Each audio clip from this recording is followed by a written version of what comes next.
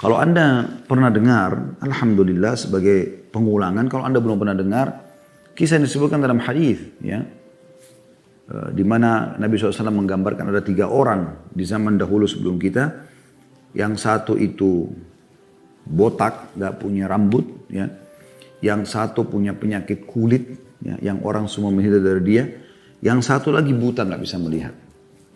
Dalam hadis ini disebutkan, ketiga orang ini ditemui oleh malaikat di tempat yang berbeda, kemudian malaikat berkata kepada yang botak, ada apa dengan kamu? Apa yang kau tidak sukai? Kurang lebih begitu maknanya, kata dia, orang menghina aku dengan kepala botak ini. Maka aku berharap aku dikaruniai rambut yang bagus sehingga hilang penghinaan ini. Maka malaikat pun mengatakan Allah akan memberikan kepada kau itu harta apa yang kau sukai. Kalau tidak salah di sempat itu dia bilang unta, ya. Maka kata malaikat, pergilah kamu ke belakang bukit ini, kau akan temukan itu. Dia lihat ternyata ada unta, ya. Dan akhirnya dengan unta itu dia punya peternakan yang besar, menjadi orang kaya raya. Yang satu lagi datangi malaikat, ditanya, apa masalahmu? Kenapa kehidupan? Dia bilang, orang semua hina saya karena kulit saya tidak bagus. Apa yang kau harapkan? Saya berharap Allah memberikan kepada saya kulit yang bagus sehingga orang tidak menghina lagi saya. Maka malaikat pun diizinkan oleh Allah Subhanahu wa taala menyembuhkan penyakit kulitnya. Lalu ditanya, harta apa yang kau paling suka? Dia katakan sapi. Lalu malaikat berikan dia sapi, dan dengan sapi itulah berkembang biak menjadi banyak, dia menjadi orang kaya raya. Yang ketiga adalah orang buta. Setelah malaikat tanya, apa yang mengganggumu, apa yang kau harapkan? Mata saya buta. Kalaupun ada yang saya harapkan, saya berharap agar saya bisa melihat normal. Maka malaikat pun dengan izin Allah menyembuhkan mata dia. Kemudian ditanya, harta apa yang kau paling suka? Dia katakan kambing. Maka malaikat pun memberikan, dan dengan kambing itu dia kembang biakkan sampai dia punya peternakan kambing dan menjadi orang kaya raya. Beberapa waktu setelah itu, malaikat Allah Subhanahu wa taala datangkan dengan kepada ketiga orang ini dengan postur, ya, seperti dulu, dan paras wajah mirip-mirip seperti dia dulu. Didatangilah orang yang pertama yang botak, ada orang yang botak mirip penampilan orang ini dulu, kemudian meminta izin untuk bertemu. Lalu kemudian setelah ketemu, dia mengatakan, saya adalah seorang musafir, kata malaikat ini, yang menjelma menjadi manusia, dan saya berharap engkau memberikan kepadaku seekor unta saja yang aku bisa gunakan untuk perjalananku. Dia punya banyak sekali unta kaya raya gitu. Maka dia mengatakan, saya banyak utang, banyak urusan, banyak segala macam. Intinya dia menolak, tidak mau kasih. Lalu kemudian kata malaikat yang menjelma jadi manusia tadi, bukankah kau dulu orang botak seperti saya? Lalu Allah menyembuhkanmu. Ternyata dia balas dengan apa? Kesombongan. Nah di sini perhatikan teman-teman, dia mengatakan apa?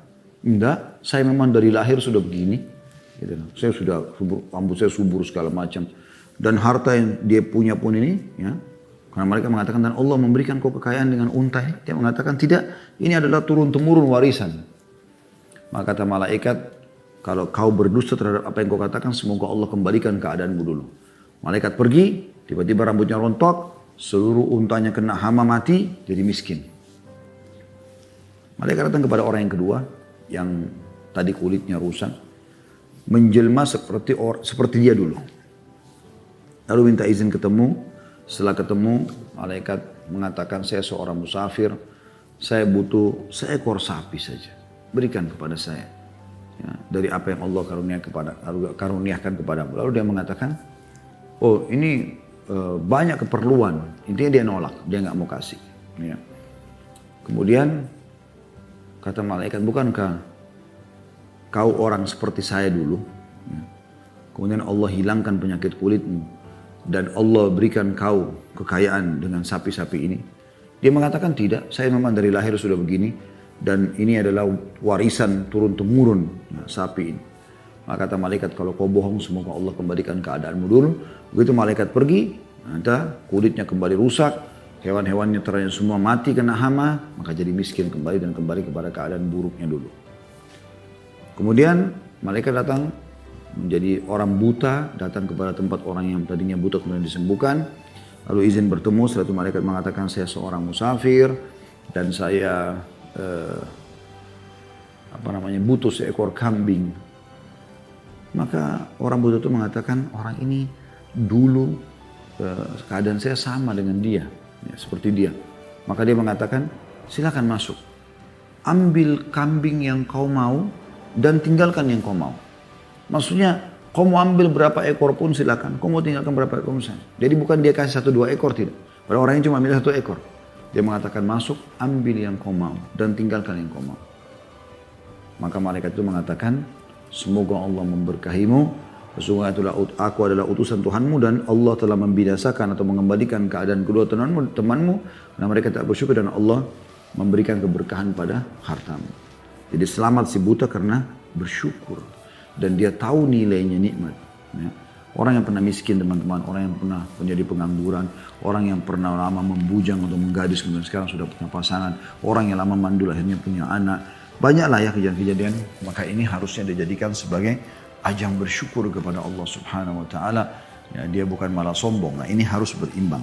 Makanya Allah dari dalam surah Asy-Syura menggabungkan keduanya ya. Semuanya dalam fenomena kehidupan, fenomena alam ini semuanya terdapat tanda-tanda kebesaran Allah bagi kaum yang siapa? Bersyukur, bersabar dan bersyukur. Ya. Sabar teman-teman sekalian itu masuk dalam 3 hal.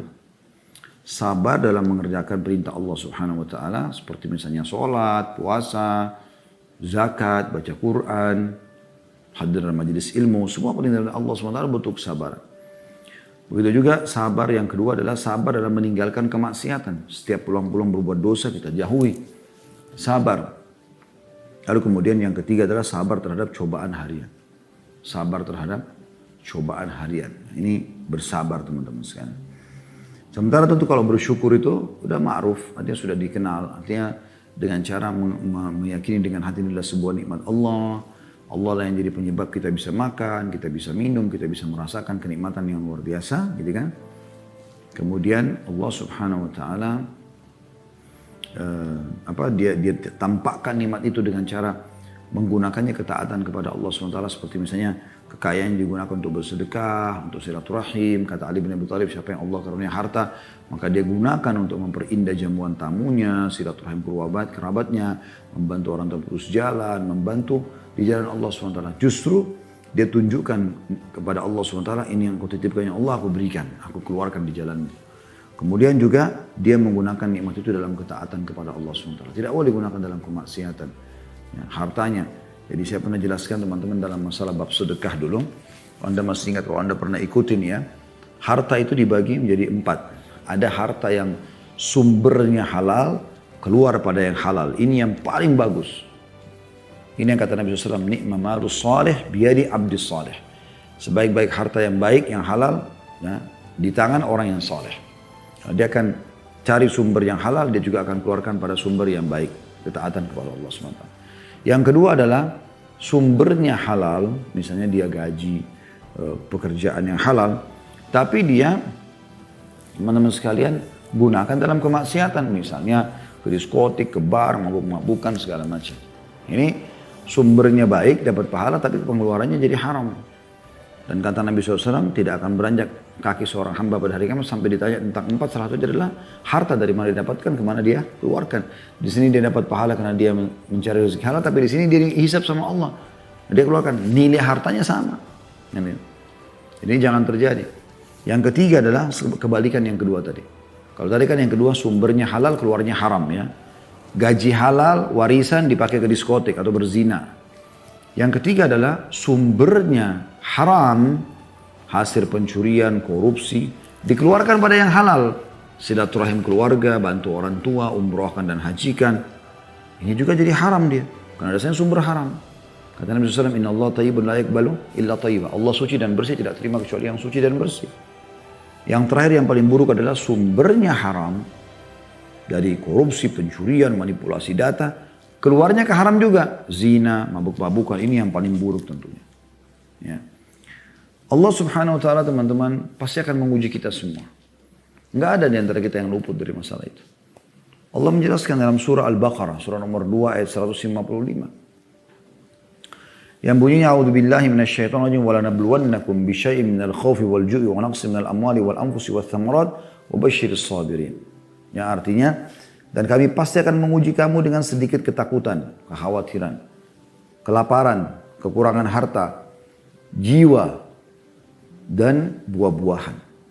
Dan sampaikan kabar gembira kepada orang-orang yang sabar.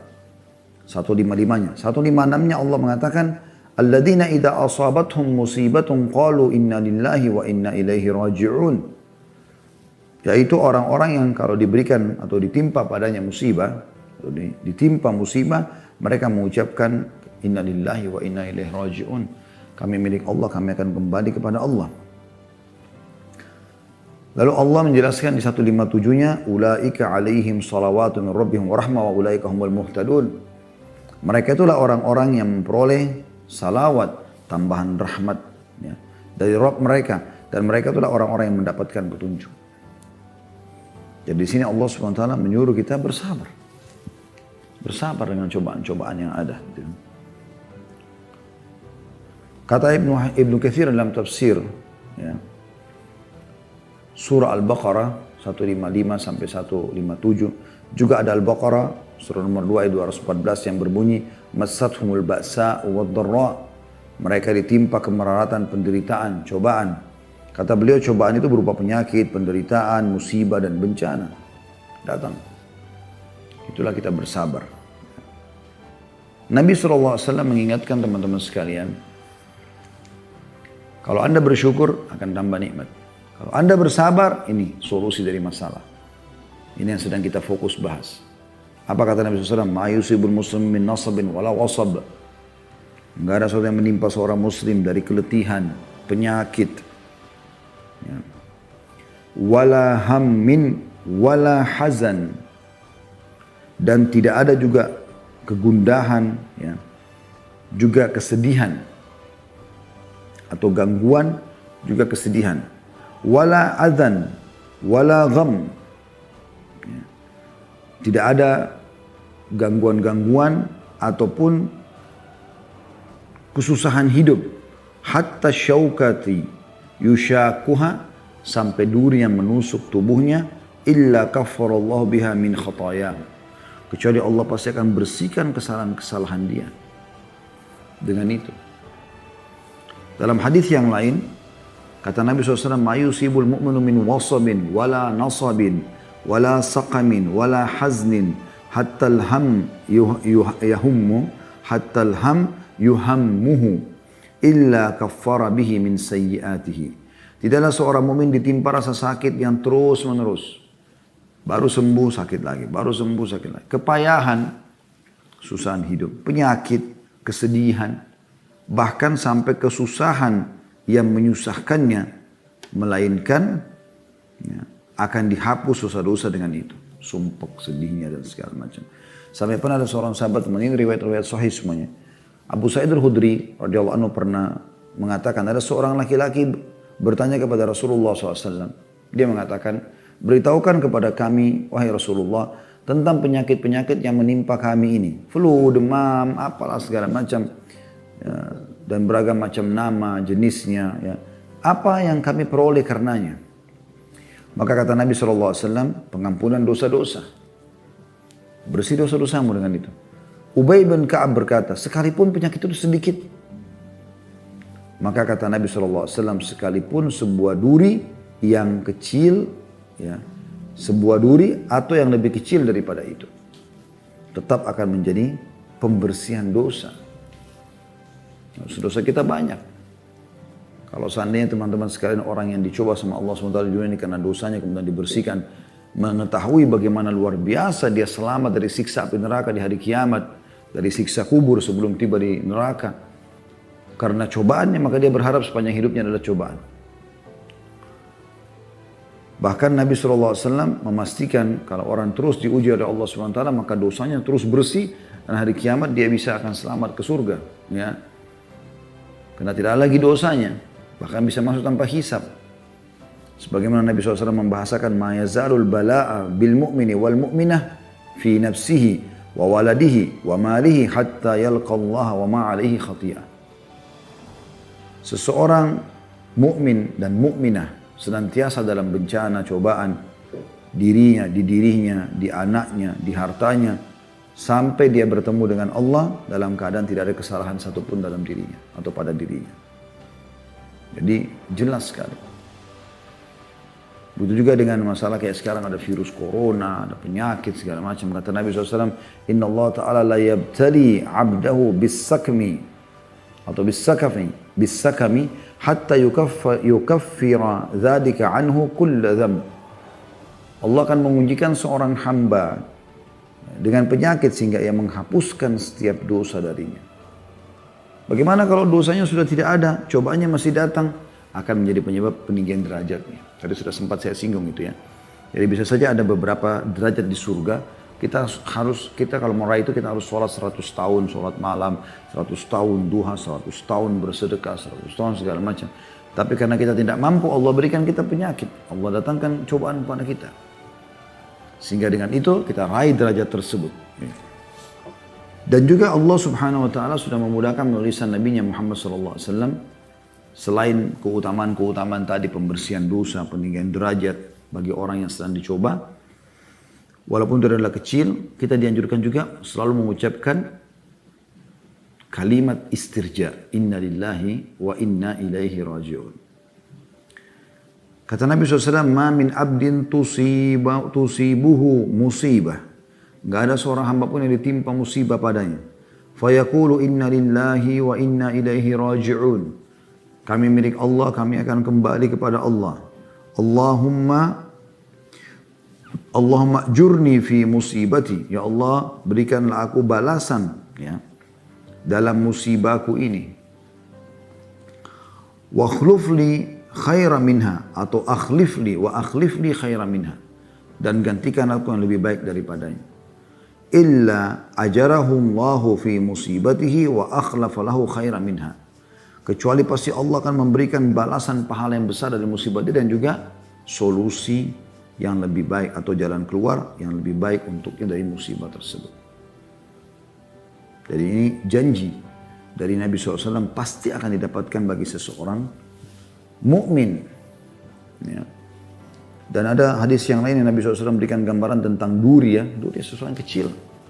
Mungkin hanya duri, tulang ikan atau apa, mungkin Anda tersentuh saat Anda jalan ya. Bahkan mungkin bukan cuma di tubuh kita, mungkin bahkan menusuk ban motor, ban mobil, paku, sehingga kita harus terhambat atau terlambat dari target dan tujuan kita. Ya. Kata Nabi SAW, ma min muslimin yushaku syaukatan fama fauqaha illa kutibat lahu biha darajah. Gak ada seorang muslim yang ditimpa dengan satu tusukan kecil saja, kecuali Allah akan angkat dia dengan itu satu derajat. Wa muhiyat anhu biha khatiyah, dan dihapus pula satu kesalahan darinya. Ya. Jadi itu luar biasa, bisa peninggian derajat hanya karena masalah yang sedang kita lalui. Juga sabda Nabi SAW yang mulia yang berbunyi, Inna rajula la yakunu lahu indallahi manzila. Seseorang itu Allah berikan dia kedudukan di sisinya. Fama yablughuha bi'amal. Dan dia tidak bisa jangkau dengan amal perbuatannya. Fama yazalullahu yabtalihi bima yakrah hatta yablughahu iyyah. Dan Allah terus menguji dia dengan ujian-ujian yang dia tidak suka sampai dia ke derajat itu. Tadi saya bilang mungkin kita nggak bisa ya sampai ke derajat sebuah derajat di surga, fasilitasnya luar biasa kecuali dengan sholat 100 tahun sholat malam, 100 tahun sedekah, 100 tahun bakti sama orang tua dan seterusnya ya. Kita tidak mampu untuk itu, maka Allah datangkan dengan ujian. Karena itu teman-teman hadapi dengan keimanan sehingga kita bisa menerima cobaan yang sedang datang. Ya. Ingat, sabar adalah menerima cobaan Allah Subhanahu Wa Taala lalu ikhtiar mencari jalan keluar, bukan duduk manis mengelus dada. Ya. Bahkan dalam sebuah hadis yang lain, Nabi SAW menjanjikan siapapun yang bersabar pada saat awal tertimpa musibah, justru itu yang paling berat, gitu kan, maka dijamin surga baginya. Kata Nabi SAW, ya, dalam hadis qudsi Allah Azza wa Jalla berfirman, Ibn Adam, in sabarta wahtasabta inda sadmatil ula. Wahai anak Adam, kalau kau sabar dan mengharapkan balasan dariku, pahala, di awal musibah datang padamu, lam arda thawaban dunal jannah. Aku tidak akan ridho kau terima kecuali surga balasannya. Dijamin surga. Ya. Tapi memang di sini teman-teman sekalian adalah justru di awal-awal cobaan. Ada orang subhanallah begitu kena, seluruh orang tahu permasalahan dia. Kalau Anda cerita pada orang-orang tertentu karena memang Anda butuh untuk konsultasi, ya, Anda butuh saran-sarannya, itu berbeda. Di masa era medsos seperti sekarang, ada orang subhanallah flu saja. Seluruh ya, follower dia tahu kalau dia sedang flu. Jadi semua berkeluh kesah. Bahkan kecil aja, kadang-kadang pembantunya berhenti kerja, kadang-kadang ini, kadang-kadang itu, semuanya dikeluh kesahkan. Sehingga tidak ada sabarnya dalam masalah ini. Begitu juga dengan orang-orang yang diuji oleh Allah SWT dengan anaknya diwafatkan. Terutama kalau masih kecil. Kata Nabi SAW, idza mata waladal abd. Qala Allah Ta'ala, kalau meninggal anak seorang hamba, maka Allah yang maha tinggi berfirman, li malaikatihi, kepada para malaikatnya, qabattum walada abdi, apakah kalian telah mewafatkan anaknya hambaku? Fayaquluna na'am, maka para malaikat mengatakan ya. Fayaqul qabattum thamarata fuadi, apakah ya, kalian telah mewafatkan buah hatinya? Fayaquluna na'am, maka para malaikat mengatakan iya. Fayaqulu madza qala abdi, maka Allah bertanya, apa yang hambaku katakan? Yang dia ucapkan apa pada saat anaknya meninggal tadi? Fayaquluna hamidaka wastarja'a, dia memujimu, alhamdulillah ala kulli hal, walaupun anaknya mati, walaupun bangkrut usahanya, walaupun dia sedang dicaci maki, dihina, alhamdulillah. Wastarja', lalu mengembalikan kepadamu. Istirja' tadi mengatakan inna lillahi wa inna ilaihi raji'un, kami milik Allah, kami akan kembali kepada Allah. Fayaqulullah, maka Allah pun menjawab berfirman, ibnu li abdi baitan fil jannati wa sammu baital hamd, bangunkan untuk hambaku itu istana khusus di surga dan namakan istana pujian, karena memuji Allah Subhanahu wa taala, ya. Dalam